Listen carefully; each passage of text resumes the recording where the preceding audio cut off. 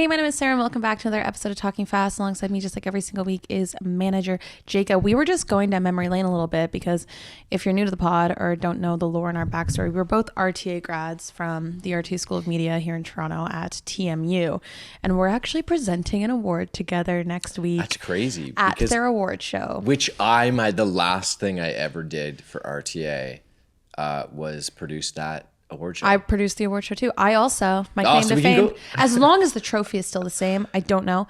When I was awards manager, it was my job, and this is in second year, my job was to create what was going to be the Terra Award and what it was going to look like for the future. Because we wanted it to be like an Emmy, an Oscar, where it like looks the same for everyone every year. That's actually so smart. Because and so I designed it. Okay, I got to go. I haven't seen that. So I hope it's the same one or else they changed it, which granted that was like 10 years ago. So it's okay if they changed it now, but I designed the Terra Award. Oh, that's fun. My claim to fame with the Terra Awards is that we did a rehearsal and the teleprompters weren't working at the rehearsal and we were so backlogged and it was so stressful and I was like producing it and then ended up being the stage manager out of nowhere because the team that we had, they decided, oh, we're just not going to have one. And I was like, okay, well, I guess I'll step into this role. And then I had like the most dramatic moment. We were in like the underground area of the theater and I had the whole script in my hand. I was like, and I just threw it at the wall. And I was like, we got to get this show together. It's so funny because like for context, guys, the Terrace is just like an award show for RTA. Like, but it feels like the Emmys or Oscars at the time. Like it feels like the biggest thing. It is a competition. It like, is a people competition. Are winning awards. Yeah, people are winning awards. And it's like,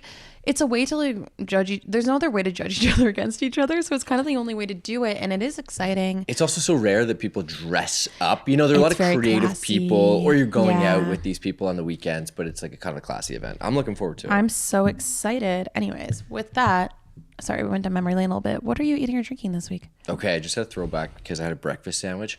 First of all, I've got this friend, Anthony.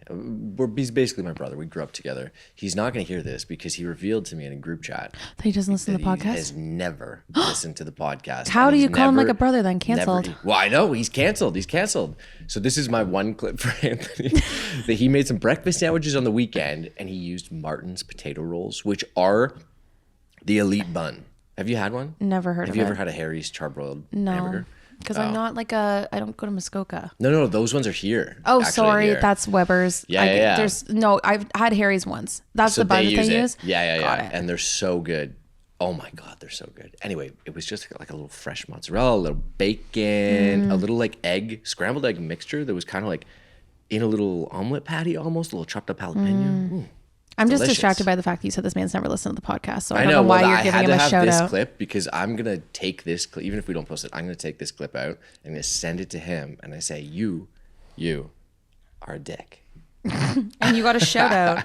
Think of all the people that you know that listen to this that you haven't even shouted out. Exactly. I know. I gotta start doing more shout outs. I have more shout outs every single week. Sarah, speaking of shout outs, what about you? What are you eating or drinking this week? I am not like a sushi. I love sushi, but I'm not like a sushi snob sushi person. Like I don't like go for it a ton. I think it's because I don't realize how not good the sushi is here in Toronto until I'm somewhere like the West Coast where the sushi is like absolutely incredible. We're pretty far away from good sushi. And like even like good sushi here, like I like Kasimoto. I'll go like there if I want like good sushi for dinner. But even that is like nothing compared to like hole in the wall sushi spot on the West Coast. So anyways, I was in California and we were with Ramon's family and we just tried out this sushi place in Sherman Oaks near where they live. And it was like bumping. My prediction is this sushi spot I was at, I'm going to see this season on the Valley on Hayu. Because that's like the energy of it. It was so good. It was like. It's like a new spot? It's a new spot. Everything was just like melt in your mouth. It was so good. It was so good. Like, you know, it's good sushi when I don't even care what type of fish I'm eating. I'm just like eating it all because it all just tastes so good. Anyways, West Coast sushi. Best Coast sushi. I just like, I don't have enough of appreciation for it until I'm having really good sushi. Okay, that's smart. What? A weird fucking transition. That's smart.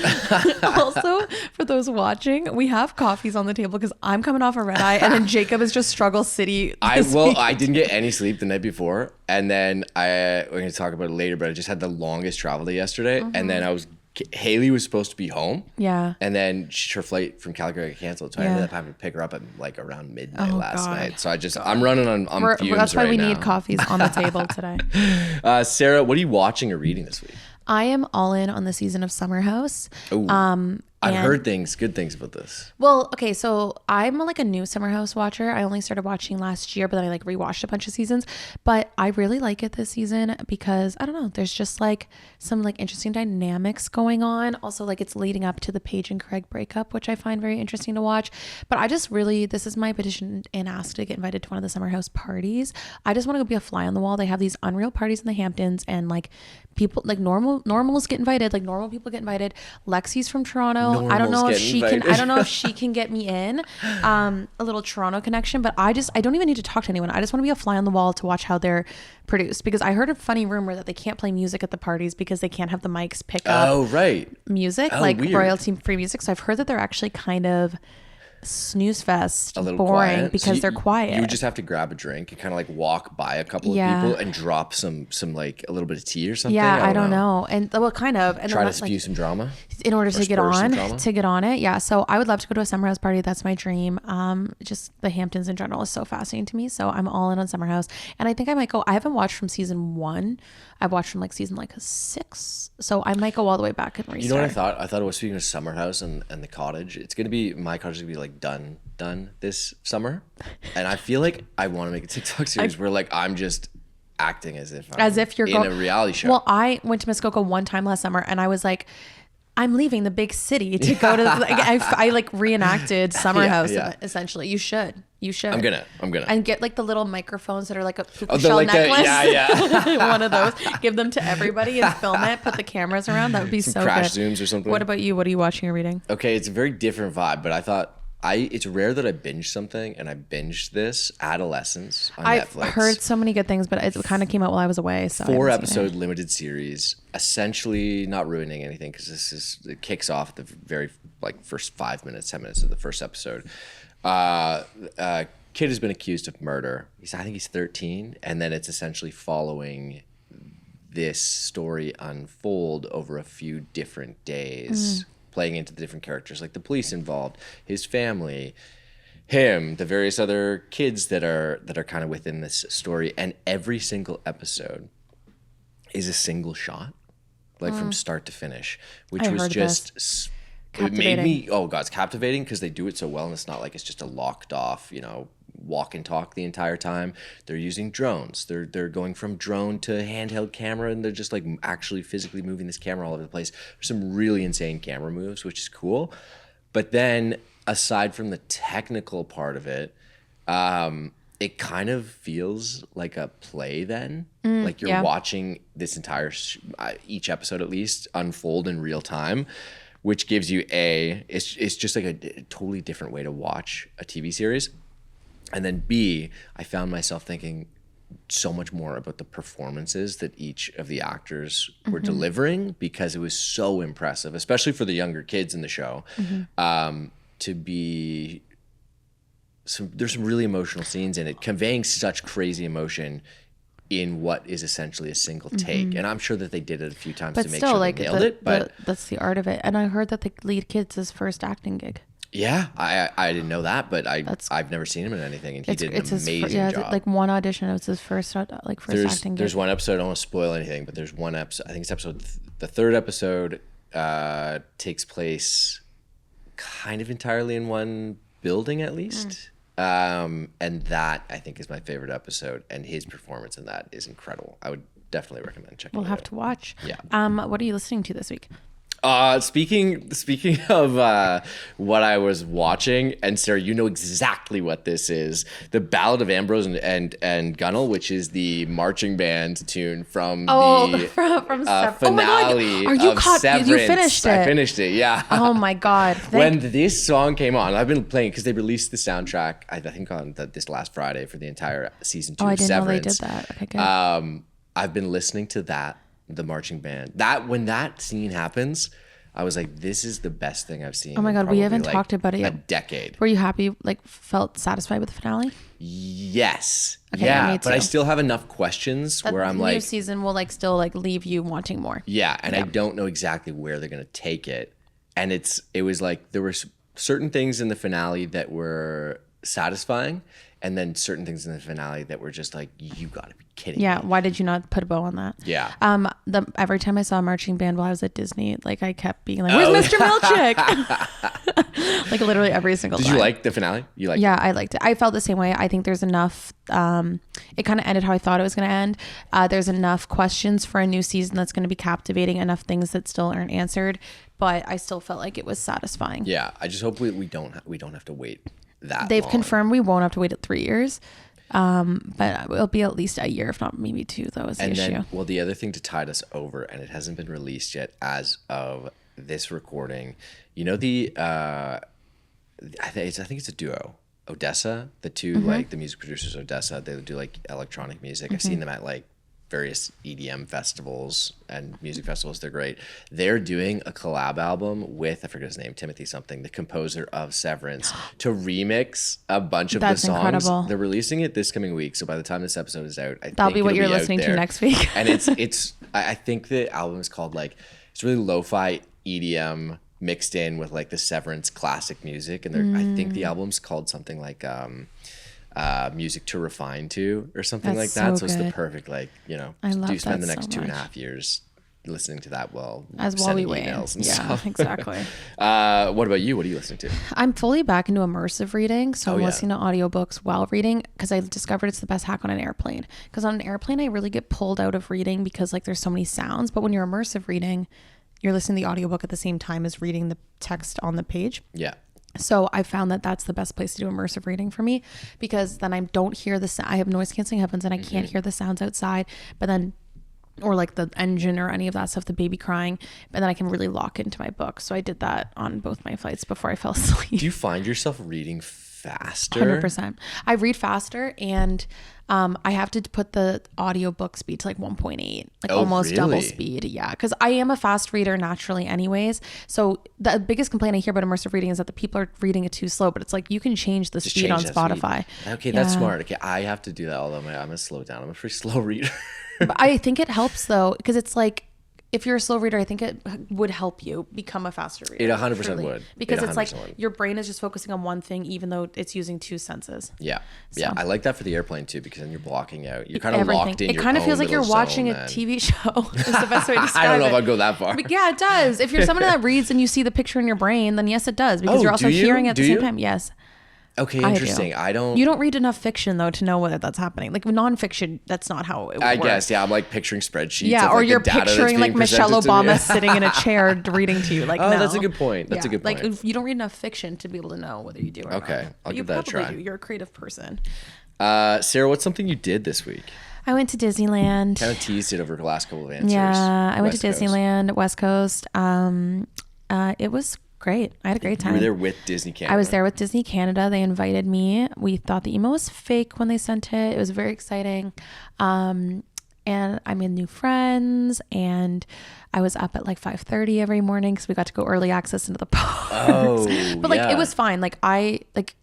I was like, how often do I get to do this? Like, never. And also I was like sending off my farewell to America with a bang was my whole like mentality with this entire thing. So I will say, I don't know how to describe it. I think I said this on the podcast before I left.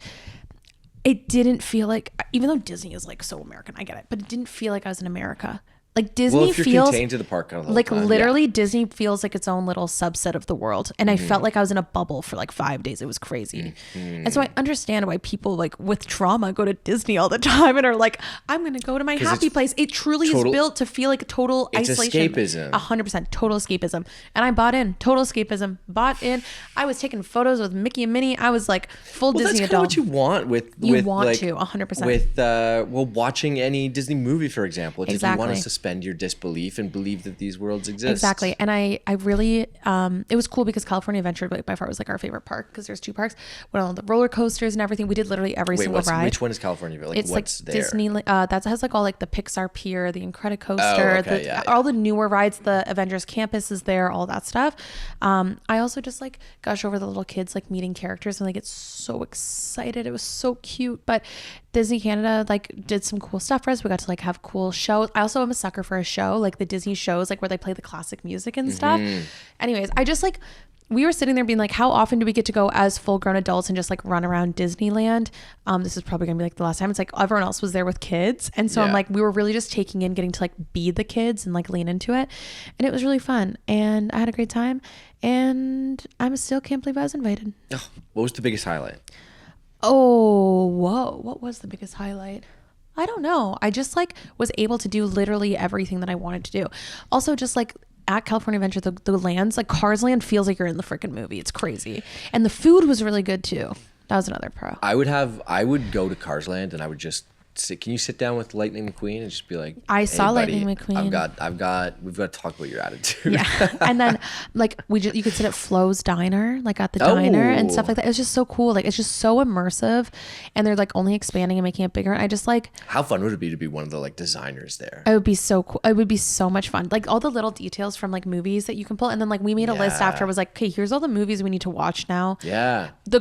Actually highlight Rise of the Resistance. Star Wars Land is really? It's called Galaxy's Edge. Coolest place ever. It truly feels like you're in the movie. Even down to the bar. Rise of the Resistance is their big ride. It is like unbelievable. It's the only way I can describe it. It's the only ride I've ever been on where I feel like I'm in the movie. I felt like I was in space. I felt like I was getting attacked by Darth Vader, whatever. I haven't watched Star Wars in a very long time. It was insane. I don't know how to describe it. I'll have to show you videos of it for you to understand like what it was, but it's like not a roller coaster. It's a ride, like it's experience from the second you walk in and like you go on this airplane and then you walk into a room and it's all the stormtroopers. And then like you get in this car and like they have drops. It was crazy to do that and it not be VR where you're wearing a headset. No, or something it like wasn't. That It was is insane. Very cool. It was insane. Anyways, what's something you did? I got caught in an ice storm. There was an ice storm here. It was crazy. Probably the least like what you did thing that I could maybe take part in. We were at the cottage. I was at the cottage with a few friends, and we were driving back. Speaking of hamburgers, like I said off the top, you said, oh, it's not Weber's. I wanted to go to Weber's so bad because it just opened for the season. And I'm like, I got to stop off and get a burger. We're driving down the highway on the way back. After / kind of during this ice storm happened, there were 3 different cars of us, and I arrived there first. And as I'm like getting to the parking lot, there are big transport trucks behind me. And then the highway stopped ahead, and I like pull into the parking lot, and then my brother pulls in, and then our friend Claire, who's a little bit behind. Claire, you gotta drive faster. The police, as soon as we got into the parking lot, the police had closed the highway ahead of us, closed the highway directly behind us. So you were stuck at Weber's? We were stuck in the Weber's parking lot. We were literally the only people there, and we were the last people that got burgers before they closed. So we had this experience for like an hour and a half just hanging out there being like, what do we do? But it could not have been a better place to be caught in an ice storm. Now, that said, we were very beneficial. We were very lucky. There were a lot of people around us that were not lucky, that like we're talking, the highway was closed because power lines were snapped and leaning over onto the open highway. Oh my God. And then we had to, eventually the police behind us opened up this like side road so everyone could like kind of, that was trapped, could kind of detour around, go back. We had to drive through some of the neighborhoods around there in Aurelia, and this ice storm happened for like a huge amount of space in Ontario. It looked crazy. It looked apocalyptic. Like out of a movie? Yeah, there was so much ice. There were so many power lines down. It was a little dangerous. And I was like, ooh, maybe I should have checked the weather a little bit. So if you're in those areas, I hope you're okay. I see they still don't have power. A lot of people have been out of power, out of service. So yeah, I hope you're okay. That's crazy. And I hope you get to Weber's late for like me for a burger. Side note about Weber's, I drove by it when I went to Deerhurst. Tiny parking lot / way to pull in. The way to pull in is very insane. It's a 90-degree angle off a highway. No, that's insane. I was like, wait, this is it? Like it's literally on the highway. You know what they're launching this year though? Speaking of, I know that you delivery, like the pickup? No, a few years ago they had the Starbucks installed there, but they're installing superchargers for electric cars in their parking lots. Interesting. Well, you don't have an electric car. No, but you can charge your electric car that you're gonna get. If someone's gonna give me an electric car, it'll be part of Summer House in my series. Yeah, that's true. And finally, something that you're loving. Oh, Sarah, I can't say any of it on this podcast, but over the last, we haven't recorded. You can't. We haven't seen each other any recorded of it on the podcast. No, we haven't recorded in a week and a half. Yeah. Right. So there've been 2 weekends that passed by, and I just got good tea from friends recently. I thought I was literally going to I say, have tea written I'm down in my agreeing thing. because I literally didn't write it down because you wrote it. I've been like having a cup of tea every night recently, and that's what I was going to write is what I'm Well, loving. I've been getting a cup But of tea a day. tea. Yeah. Whoa. Speaking of like, you mean like you mean like tea? you know how like you're drama. enjoying Summer House? Yeah, you're enjoying it in your real I'm life. enjoying it in real life. That I'm not involved in any of this drama at all. But like, all around me, there's kind of like this air of drama and hecticness that that's happens going around every spring, and, though, dude. It and happens every everyone's spring. there's relationship stuff. There's like familial stuff. Whoa. There's all sorts of stuff. And you're not okay. That's why you can't. I'm getting it from all different friends too. They're like different. It's like I'm watching a variety of different reality shows. I was so play out. confused why you wrote tea and then you said you couldn't say it on the podcast. Now I understand. I'm like, what? You can't talk about peppermint versus chamomile? I don't get it. I also have, I don't know what it is. People like to tell me stuff like that. You're like, I feel like you're really good at like not showing your cards first. Yes. And so you'll like there is times like we've been doing this podcast. I'm like, do I know anything about you?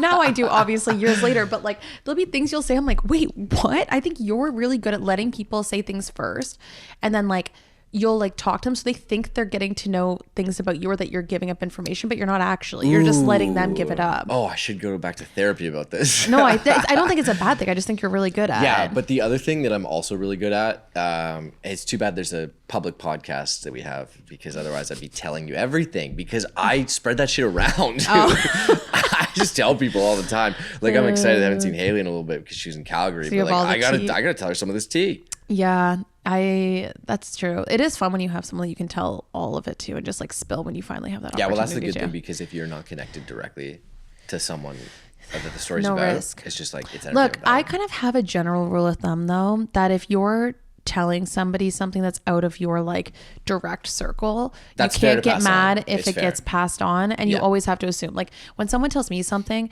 you have to assume it's either going to one of like my two closest girlfriends or my partner, and that's the extent like when of it. someone says, "Oh, you can't tell anyone anything," Yeah. but da, da, da, I'm like, like, okay, yeah, sure.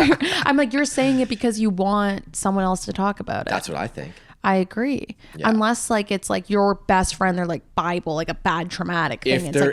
If they're if you're getting a multiple different pieces of information from friends within the same friend group, you got to be a little bit more careful about who you're sharing what with. But yeah. So the funniest part is, I don't know if you ever have to do this, but it's like when you have to pretend like you don't know the information already when they tell you for the first time. I had to do that a couple weeks ago. And I was like, what are you talking about? Really? Bring up my improv acting skills. But then the other thing is that you could use that information to play it against them. This is horrible for ending this. Okay, wait, what's one thing? I'm just going to say tea, sipping actual tea. Okay. My God.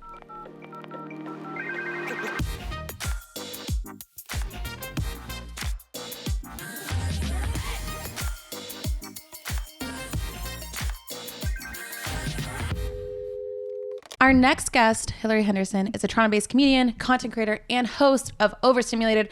And we met in a very kind of like random, funny way at like a content creator political roundtable. Which is not a lot of those. No, yeah. I think it might have been the only one, which was cool. Thank you so much for coming on the show. I'm so excited. I feel like we had like this little vibe like that day. And then ever since we've seen each other at events and everything, but I've never got to like sit down and just chit chat. So thank you so much for coming on. My I'm so pleasure. excited. Thank you for having me. So first of all, you are a podcast host, which is great because then you know how this works. And then the cameras, you know where to look, the angles. What made you decide to start Overstimulated? Well, so it was funny. The studio that I work with, they found me like summer last year, where they were like, "Hey, we're starting this new studio. We're looking for talent. Like, are you down to work with me?" Met them, thought that like the creative alignment was there. Yeah. And also just love the studio and the space, and like my kind of like long-term goal with my comedy is like I would love to be like a late night show host or like have like a talk show in some capacity. So I was like, okay, perfect. Like this is my shot to try and like practice those skills to get that moving. And I also think like the studio's mission that I was working with, which I know you guys will appreciate as well, is like there's so like little celebration of like Canadian content and like creators, and like it's often we don't champion people until they leave and they're successful somewhere else, that we're like, oh yeah, now we claim them, they're great. And so I just wanted to create a space that like if comedians were coming through, whether they were from like different parts of the world, they would have a space where they could kind of like promote what they're doing, and we can just kind of celebrate. And also like the vibe of overstimulated is very much like we're all chronically online, or at least I am. I know a lot of people in my generation are. And so just trying to kind of unpacking like how people are feeling. Like we talk about like things like dating and mental health, but also like current events and politics, and it kind of goes everywhere. So it's very much the overstimulated kind of vibe. Love that. And you're a comedian, which is like, I think it's so interesting when someone, because it's same with like actors, I feel like you have to like really own like the title of like being a comedian, because I feel like you would have a lot of people that go like, like, are you really, like, what does that mean? Right. How did you like determine like, no, like this is something I've always wanted? Was it something you always wanted to do? Was it something you fell into? Or was it like, I'm going to give this a shot? And like, how do you even get started being like a professional comedian who's like doing gigs and shows and stuff? Yes, all bold of you to call me a professional comedian. I'm flattered. You do shows. That's professional. That's professional. You do shows. You sell tickets. Professional. It is a profession. As someone that pays money to do comedy after this at my improv, you are the professional at the table. I got you. Yeah. Well, yes. Long story short, I've always known I wanted people to pay attention to me. I feel like everyone who like wants to be in entertainment, like there's something about them, like you're just like, you see people on TV and you're like, oh, that's gonna be me, that's gonna be so fun.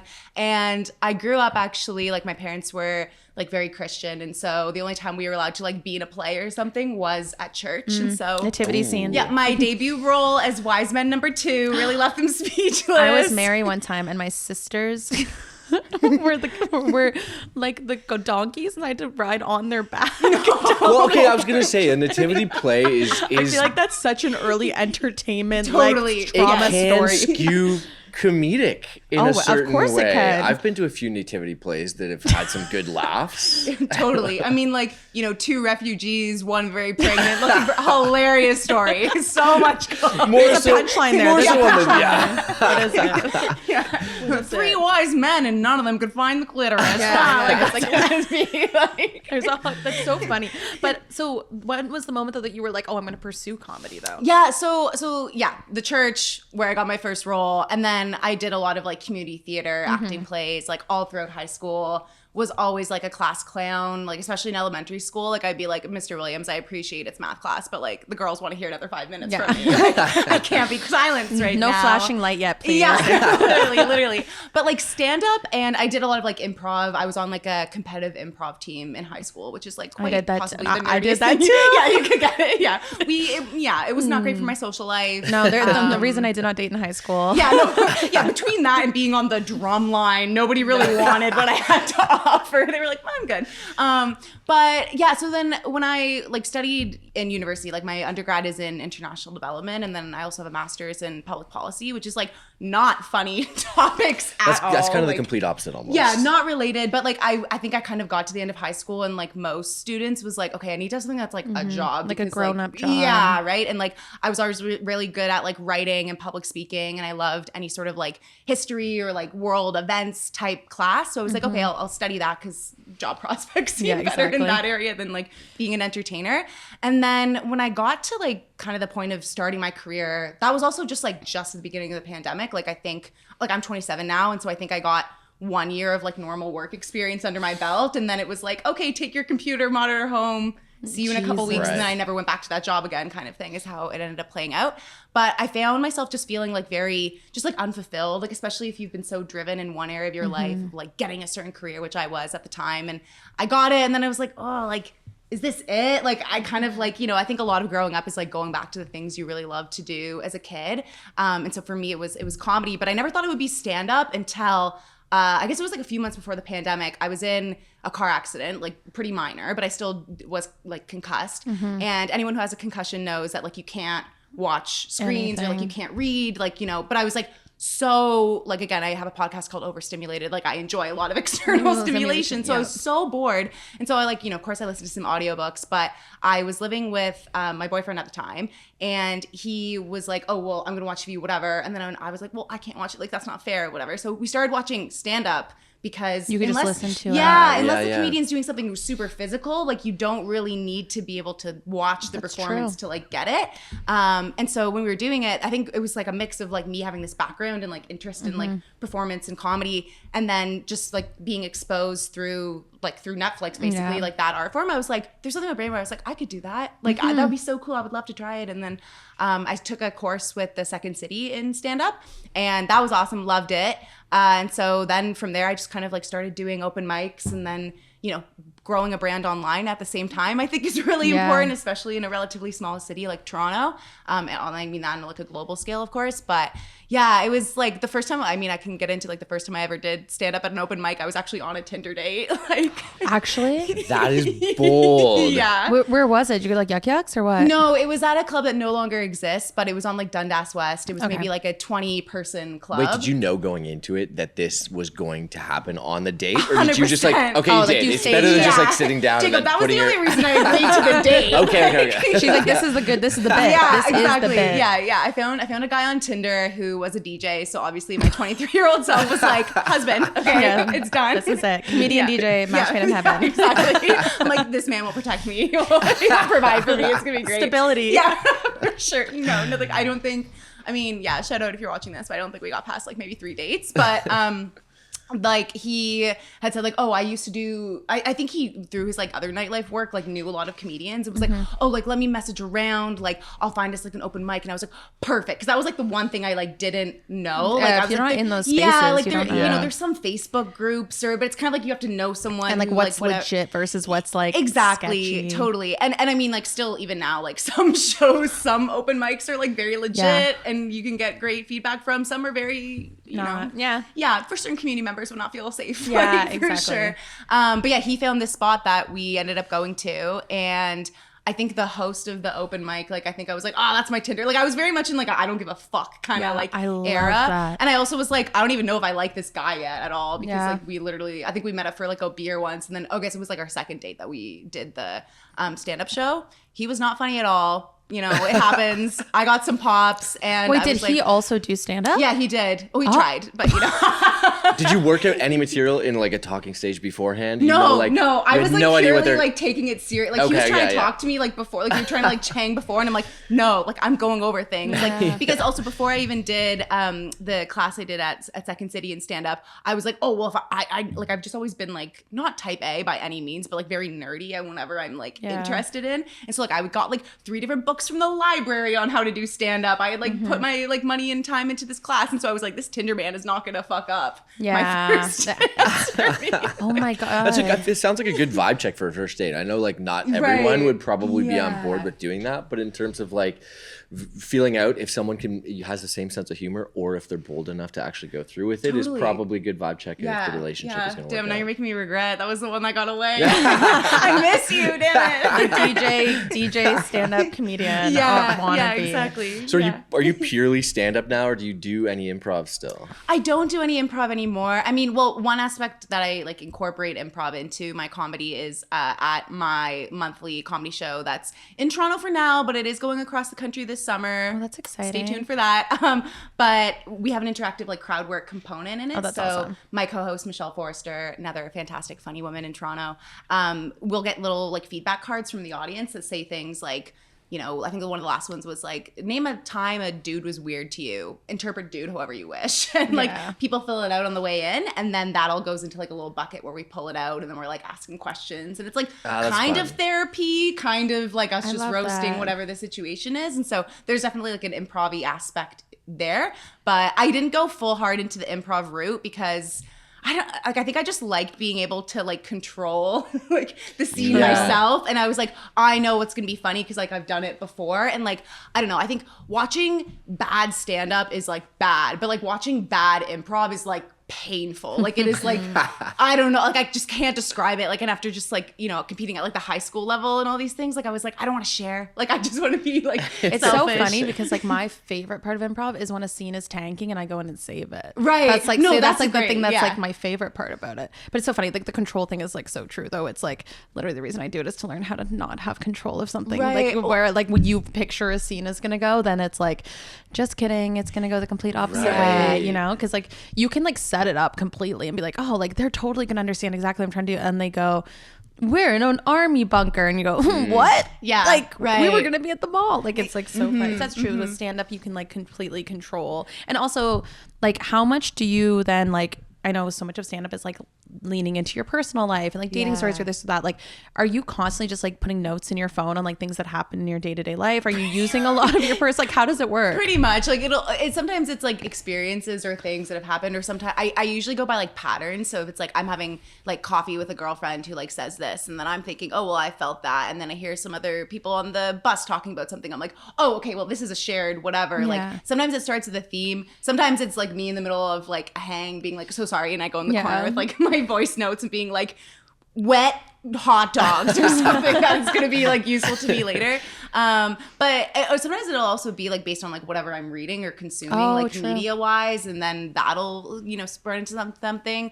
But it kind of depends on, like also like most comedians kind of have, for me at least, like I have like kind of like different topics that I'll talk to. And like right now I'm trying to work on crafting a full quality, like 45 minutes to an hour so that I can do an album hopefully next year.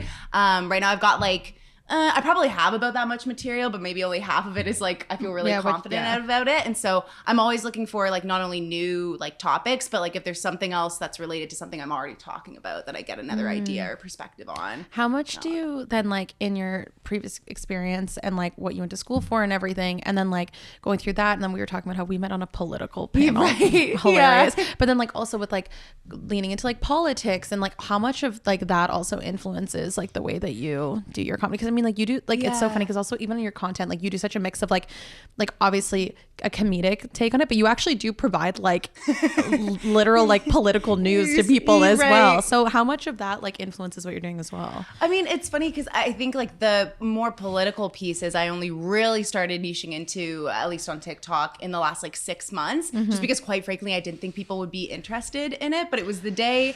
It was supposed to be Fall Economic Statement Day. Christian Freeland, who I know is a fan of the pod, fan and friend, hello, fan and friend. Kind of a shit show of a day. Yeah. It was like a shit show of the day. And because like I work in this space, I'm interested in it. Like I was gonna watch whoever was gonna read the Fall Economic Statement, read it at any point, right? And so I'm watching the coverage, and I'm working from home. I'm like doing my little tasks all day on my computer, and all this like shitstorm of shit is happening as I'm watching it on CBC on my TV. And like I just kept being like, oh my god, and then I was like, I have no one to talk about this with, like except for like my 2 friends from like my master's who like understand this. And so I was like, I'm just gonna make a video about it and like throw in some like jokes there. And like I mean, that was like pretty, I think, apolitical. Like I was just trying to explain like what happened and why it was like so like noteworthy that she did. And I also think too, like part of that was born from a lot of like young Canadians, because like we were one of the first generations to grow up with like the internet and like social media in our face constantly. And so much of like how Canadians perceive our like government system is based on what happens in the United States, which like our system is very different. So different. Well, we've talked about that on this podcast. One thing around some of the political coverage that we've done is like essentially calling out young people in a positive way to be more politically bully them a little bit, but like there are so many misconceptions about how our politics work. But like as Canada. an example, like that podcast, like we said we had a federal leader, right? Said federal, and then people first from us would go provincial or federal. I go, I said federal, but anyways, like the questions we were getting when we said what would you want to ask a federal leader are about like healthcare and like things that are like provincial issues. And then like so it's just so interesting to like see. That's why it's good that people are actually doing, because it's like with young people too, it's just like I don't know the difference. Well, that's what I was gonna say. It's how many like Gen Z or below Gen Z, whatever's the Gen next Alpha? one coming out, are sitting down to watch CBC that whole day. I know that I turned on the live stream. Work there, they're not.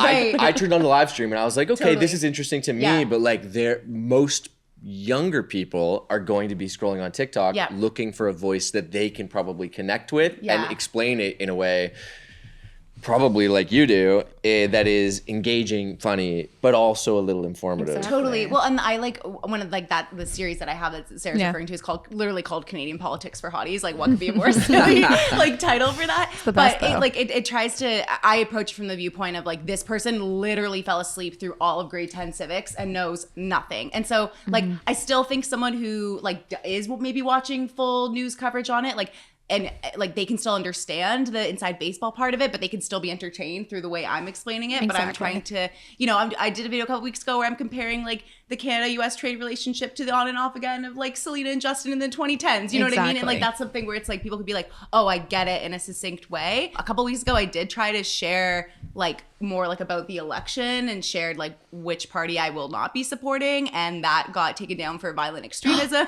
What? Oh. The video was not hateful at all. All the sources I was using were either like public news sources, but it's because or like those credible people NGOs. that are actually supporting those groups just like go report. Right. Yeah. And I like ethically, like I don't feel comfortable like influencing how anybody votes. Like, I mean, I'm happy to tell you like how I perceive a problem and what I think is the best solution. And I'm like totally okay owning like that's the way I perceive something. But I don't know if it's because the comments got like pretty hateful. Yeah. And of course, like no one has time to like police every single comment on their page. No, also so. that's just like bad for mental health to Totally. attempt to try to do that anyways. Like that's tough. Yeah. I guess it's like the one like difficult part about like I would say sharing like any sort of like political. You also have to understand like there's a chance that like the bots will come and like all of that as well, which is tough. Do you find that like difficult then like when trying to make like light and from a comedic lens as well? Like how do you find that balance of like informative but then also entertaining when it comes to like something like politics, especially when like right now it feels very like life or death? I know. Well, I mean, I like intentionally I have not been making like as much political content in the last like couple weeks since like, or last week I guess, since the election was called, and like that might seem weird to some people, but one, there's just so much information coming in, and I personally don't want to say something that's like wrong or like not completely correct. And like I also don't have enough time to be like, okay, if I'm gonna chirp this guy, then I need to chirp this guy equally, and I just don't have time to like do all of that. And so like one thing that of an approach I've been taking is like just saying like the funniest moments that I thought in the election. You know what I mean? Like that. And like that's, hopefully that's like a teaser of people being like, oh, what did that happen? And then they Google and then they watch more like actual proper news on it. Like your first source, and they can go find like the secondary source. Exactly. Yeah. And I think like with, the example of like when Chrystia Freeland resigned as minister, like that was me trying to like relate something to like the system. So if it's something where like I did another video of like kind of debunking this like myth that like it wasn't democratic how Mark Carney was, he's never been an elected official, how could he become the prime minister, and just kind of saying like, well, our system does allow for this is how, and like that's where I feel more comfortable explaining something, because it's like, well, you can see like this is the documentation that says like this and is it's like facts and systems, and it's like not going to change overnight. Whereas I think the issue right now too is like stuff changes so quickly. And like I mean, even when we interviewed Chrystia Freeland, we were like, this isn't coming out for another week. She literally could like take her name out of the Liberal race, and that's like there's so many things that can happen so quickly too. So I can understand, and then I feel that with the internet, and like if you get one little thing wrong, then people are like which I also think like in general I'm happy that like TikTok has put on like the get info about elections Canada or like, and in some ways like I am happy that like my content was taken down for like supporting a leader. I just like still have concerns about that, and I hope that like whatever's being done is like equally like happening everywhere, not just for one side or the other. And it's also the real thing too of like, I know when the American election was happening, we were critiquing a lot of American celebrities and a lot of American like content creators for not either taking a stand whichever way we believe they should be taking a stand. But like, I as myself as like a content creator, like this still isn't my full-time job. Like a lot of the money that I make is either from like ticket sales of people coming to comedy shows or like brand deals, and like brands understandably don't really want to work with you if you're talking about these things, right? Like there's certain maybe nonprofits or advocacy groups that are down, but like these don't and so like I think it is hard. Like we expect kind of transparency from the people we look up to and we follow, which is great, but also think about how they're getting, and I'm not saying anyone should like sell out either way, but it is like you're kind of stuck in this like tough place of it. It's an odd, like we were talking about like the Chapel Roan like news this week, and it's like that like idea of like she was going on that rant about like, why are people getting like their political views from me, and it was like, no girl, like we're just like wanting to make sure that we're aligned with people that are aligned with us, like whatever.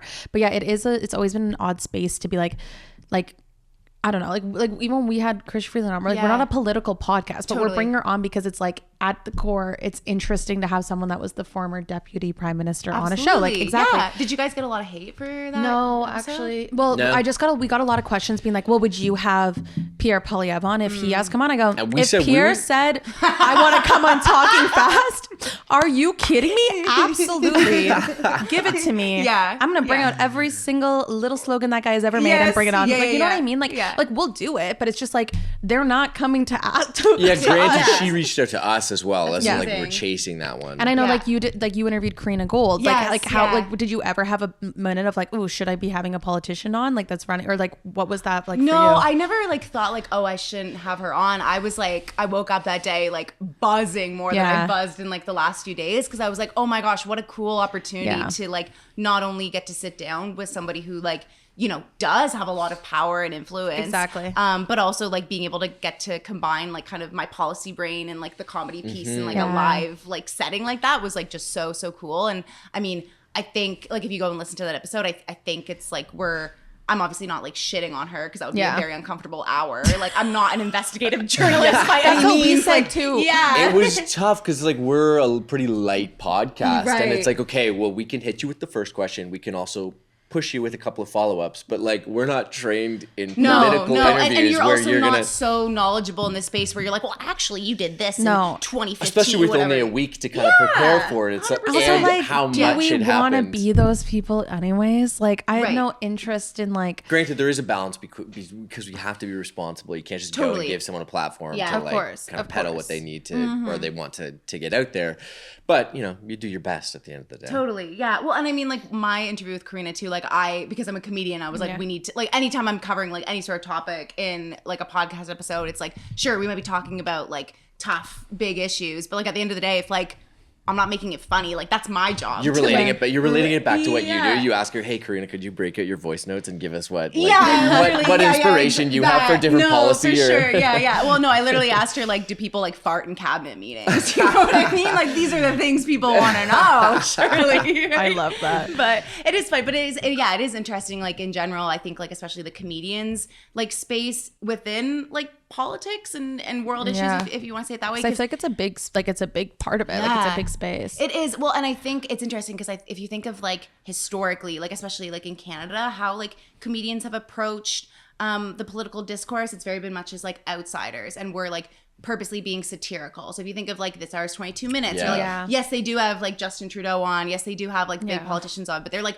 playing, like making fun of them, right? Or like if they're you think having of, like, Trudeau fall down a set of stairs. Yeah, like exactly. We're not. Exactly. Yeah, and like he's like unveiling like good luck Trudeau instead of fuck Trudeau, like with Mark Critch. Or if you even think of like Rick Mercer, and like yes, he was still talking about these things, but like from sometimes a very real way, but also making it funny, like as outsiders, like we're separate from these people. And so it is interesting, I think, especially on a much more elevated level in the States, of like now comedians coming in as like, this is my buddy, he's on my podcast. Like it is like such an interesting I think, shift that's happened, like especially in the last like 10 years.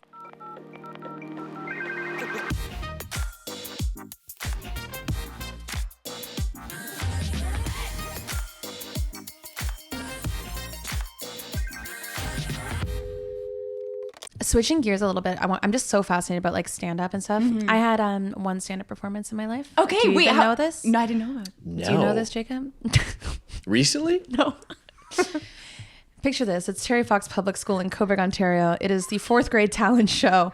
And I decide I want to be a stand-up comedian when I grow up, because I thought I was hilarious. You entered, you're like, this is my talent. Yep. So I went on stage and I did stand-up comedy. What were my jokes? I have no idea.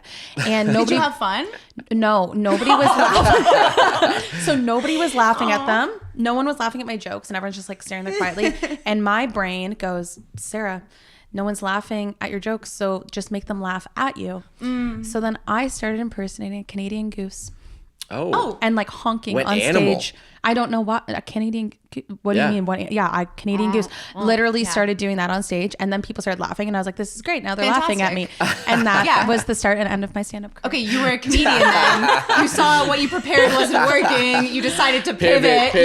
You knew what your audience was gonna. I think that's why I'm more of an improv girl than a stand-up girl, because improv I can always like pivot to something crazy and still make it make sense. Whereas like I think stand-up is like following a script a little bit more. What is like a horror story from a stand-up show that you've done? Oh my gosh, because that's my horror. I only have one. That's my horror story. There's too many to count. Really. Well, like I like loved your vlog, and I don't know, like people need to go watch it. Like it really gave me a perspective on like what the life of like a stand-up comedian is when you were like going to like Belleville and Kingston, and like you were like you were just like you and these like bros, and you're like in these like bars performing, and it like really gave me a new perspective. I'm like, oh my god, this poor girl has to go to Belleville to do stand-up. And like all these like tiny towns, like that like gave me such a perspective for, like a new like respect too for like the hustle of it, that I'm like, oh my god, this is how you're spending your weekends. And I feel like people just see the, I don't know, like the Eliza Schlesingers, the like John Mulaney's of the world, and think that's like what stand-up is, but I don't realize how much you guys have to hustle in between. Oh, yeah, and even just like, you know, to like your point of like those people, like they've been at it for like over like decades now, right? And I think like especially being in Toronto and in Canada, where there is just like straight up not as many opportunities for people to like quote unquote make it, and like, you know, and that can be said of like other places too, but like you have to put in so much work to like not only build, like it's like when you're an entertainer and you're a comedian, like your product, if you think of it from a business sense, like is your 10 minutes of material, is your half an hour, is your, you know, is like how much you can connect with people online or at shows, and how you can like market to them, right? And so I think like some of the biggest, but I think when I first started, like similar to you, I was like, it's gonna be bad, like it was bad, and part of the back of my head I was like, this like isn't gonna be my Netflix special one day. Like the jokes I'm telling like this Tinder guy and like the 5 people at this like club that we were at, like this is not making it big time. But when I first started and I would have like an awful experience, like I remember, like just to give you an example of one, like I was working on a joke about how like I don't really like casual sex all that much, like, you know, not trying to be anti-feminist or anything like that. Get it if that's you, but like I just found like it wasn't fun or like that enjoyable for me in the long run. And I remember like I had this idea, tested with a couple of friends. They were like, yeah, that's so funny. All my female friends, of course, right? And then I tried it for the first time at an open mic, which like the audience there is like mostly men, like all 20-year-old comedian dudes that are like, no, cannot relate. Like I just see a titty at the park and I'm like foaming at the mouth. Like they're like, I'm actually could not be me. And so like that was like an example, but like me just like doing that, being like, oh my God, like I was vulnerable and like shared something that's like, you know, like felt like taboo for me, and it wasn't received with like any sort of like warmth or laughter. Like I'm like, shit, maybe I'm not, you know, especially when you're first starting, you have nothing to kind of like base yourself off. I'm like, well, that joke's not funny. I'm not funny. I should just not do comedy anymore. Like clearly this is but not it like for depends me. on the room. Like it, like that joke hits in like down the street in a room full of women. Yeah, totally. Is there pressure at all? I know because stand up, I feel like in the last few years, and this is my world, so I'm asking you, has shifted to a lot of like clip farming, at least for some comedians. You know, you hear about the stories of, a stand-up comedian is being accused of just like renting a club with a fake audience and just like recording for 3 hours to have TikTok clips for like 6, you know, the next 2-3 months.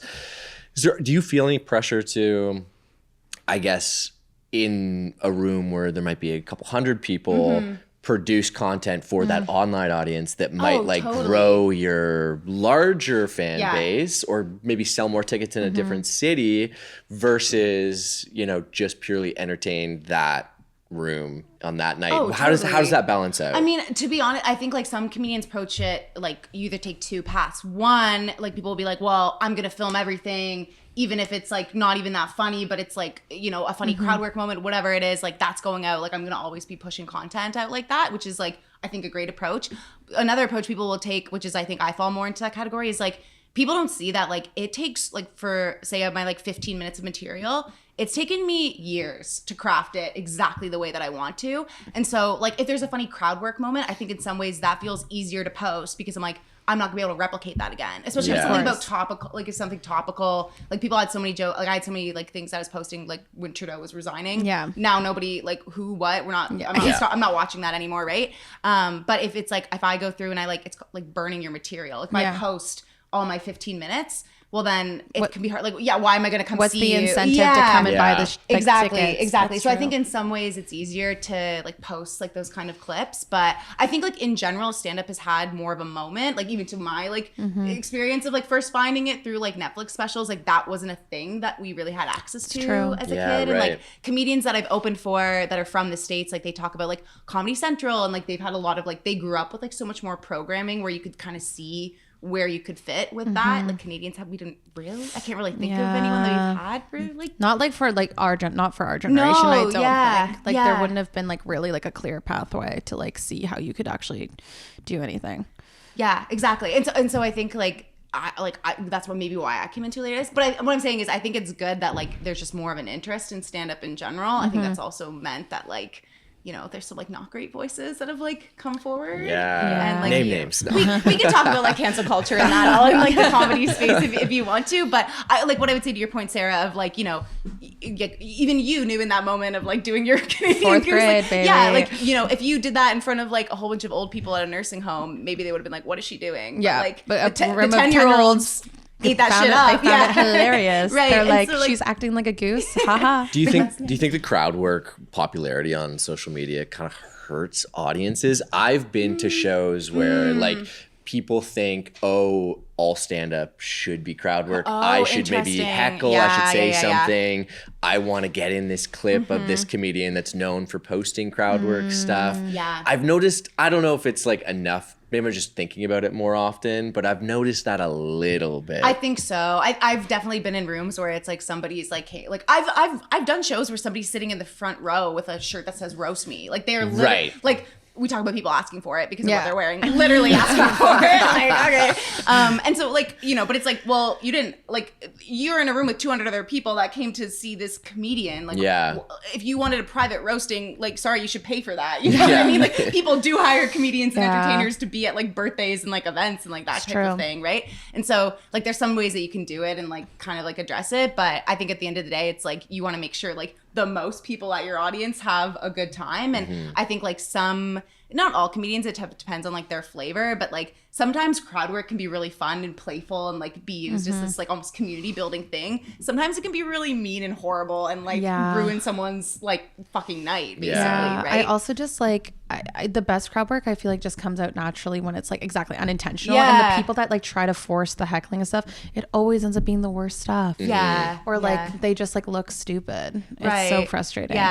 Which like ultimately, I don't know, I think it's interesting when people are like, oh, that's not funny, this is funny. It's like, well, did the audience laugh? Because like you know, like people do shit things all the time where like the audience doesn't laugh, and then like oftentimes I'll be the only woman on a show, and then I'll be up after someone who just like basically hate crimed a gay couple, and then like have to kind of like recover from that, and like I'm doing my own thing but also being like so sorry to these people, you know, and then but that'll get a laugh for me just even acknowledging how ridiculous the previous person was. That's true. And like not that I'm shitting on people who like don't deserve it, but it's like if the audience didn't laugh, then you created tension without the release, and so you have to release it. Yeah, exactly. Do you have a pre-show ritual to like help you lock into being able to be in that headspace? I drink 3 egg whites. And then the water bucket, whatever that guy is. Have my face Saratoga water. Saratoga. All my show makeup's just like dripping down my face. I think usually it's like I try to like listen to like a good, like some good music, like whatever I'm feeling that day, like puts me in a good headspace. And then I'll always like, I mean, if you want like real inside baseball, I have like a Google Docs, like that's like the master version of all my jokes. And then I have like a big notebook where I'll like free write, like as I'm thinking of building new ideas. And then I have a little book that like will just have basically like my set list in it, which is just like 1 or 2 words that reminds me of like each like joke. And so I'll usually transfer from like, if I've been working on new material, from the big notebook into the small notebook. And then sometimes if I'm like haven't quite got it locked in my head yet, and it's not like a show where I'm trying to like flex or impress like a certain producer or something, then I'll bring that book up with me and just like, oh, if I forget where I like look down, like people I find, unless it's like a big showcase or something, are usually like pretty forgiving of that. And like crowds are like, oh, hey, can I try some new material with you guys? They're like, yeah, like, you know, like they feel special to be like a part of it. And then like the process on the other side is like I always either on my phone either do like video and audio, or I'll just do just audio, like voice memos just to hear what got the laughs. And then like go back at the end of the night and kind of be like, okay, this worked again, great. Oh, that didn't work well. Like literally this past weekend I listened back to one because I was like, when I was doing the set, I was like, why did these callbacks not work? Which is where you like reference a previous like joke. And I was like, damn, they've always been working like recently. Like, why is this not working? Listen back to my tape. I forgot to introduce like the first. So I was like, no wonder I was like calling back to absolutely like nothing. It's not giving, right? That's so funny. I've like been to shows where I went to one in LA where there was a comedian that was going to be playing the Hollywood Bowl, and he like just came on stage fully just like had his phone and was like reading off his phone. He'd go, and people go, ha, it goes, okay, good. And then, like that was part of the bit almost, was the fact that he was just like fully like reading off of his phone in front of us, being like, what's getting a giggle?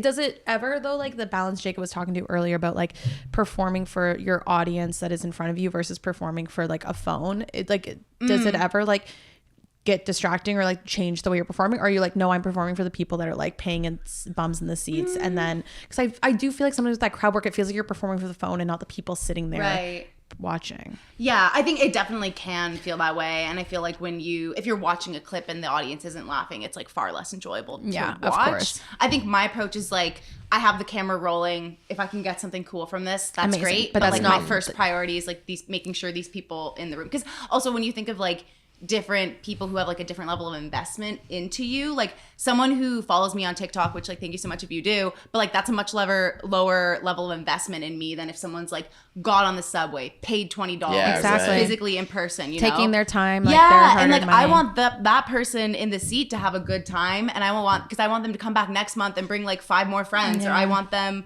when I'm on tour in Edmonton for them to text like their homie in Edmonton and be like, yo, you got to go see Hilary, she's there, right? Like if it's like you're just good in one capacity, and I think like sometimes comedians struggle with that, like especially in Toronto, there's not a large culture, I would say, of like comedians making content. Like I can probably count on one hand how many comics I know that are like actually making like content. And I think like whenever people ask me about it, like I started doing like TikTok before I ever touched a microphone, because I was like, well, I want to work in Canada and like I need people to like know who I am to come, and like especially being a woman, like I love creating spaces where like non-men can be loud and celebrated and silly. And like I was realizing like a lot of people who like a lot of the demographic who comes to comedy shows is like young men, and like thank you for being here, but like my job as the entertainer is to entertain whatever crowd is in front of me, and specifically as a comedian, make them laugh, right? Like it's very painful if you're like, oh, I'm just gonna like do a TED talk or whatever, because like you're looking for one response from your audience, and that response is laughter, and if you don't get that, it's like painfully obvious, right? And so I was like, I want to be able to create like this network of people online that are going to be able to like connect with what I'm doing, and then like come to a show so I can get like my demographic in the doors more, basically, right? And but introduce them into comedy too, because like I think of like, especially like women, I think how many of my friends have like never been to a comedy show before, which is crazy, because it's like I feel like it's such an easy, especially when you're traveling or something, like find like the comedy club, find whatever, it's such like an easy like Friday, Saturday night thing to do.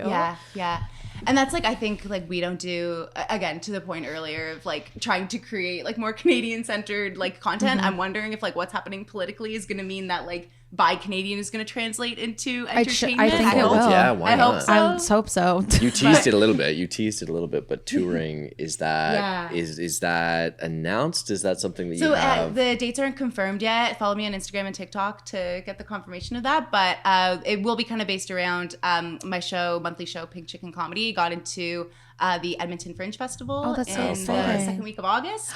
So that'll be out there, and then we'll be doing some more touring kind of in West Coast Canada, and going over to the East Coast, but that'll be kind of like late summer, early fall. That's so exciting. Where else can people find you if they're in the city of Toronto, because that's a huge part of our demographic? You said you have a monthly show? Yes, so the next one is April 12th. It's at the Comedy Bar on Bloor Street. It's my co-host Michelle Forster and I saying the Pink Chicken Comedy is the name of the show, but it's at 7 p.m. on April 12th, which is the Saturday before Easter, and I'll be doing some stand-up. There'll be a couple of other women doing some stand-up, and then we'll do that like interactive crowd work thing where it's like, if some of it's dating related, some of it's just like I had a shitty like day, so it's like whatever you're like feeling with like that week, you can come and bring it, and then all of a sudden you're in a room full of strangers that are all laughing at the same shared experience. And like for me personally, the jokes I always think are funniest are the ones where you're like, oh my God, I didn't know anyone else thought that way. Or it's like scratching at some sort of like, truth. You're like, how did you like get into my brain to pull that out? Right. And so like, I love having like that kind of space. And like, I wish when I was like coming up that there were more spaces where like non-men were celebrated in comedy. So I tried to like always have like a couple of like, people at all different levels of stand-up, like being there, like specifically women, so that I love that. That's the best. Yeah. I'm going to have to make it out. I really want to come to one. Thank you so much for coming on Talking Fast and for holding true to the namesake, because you're one of the fastest talkers that we've had on the show, which is a good thing. Well, I'm Well, honored. if I had a trophy, I would give it to you. And thank you for listening. You can find new episodes of Talking Fast every single Wednesday for the foreseeable future, I guess, until I decide to stop one day. Make sure you like, comment, subscribe. I've been Sarah. That's been Jacob. That's been Hilary. And I will see you next week. Bye.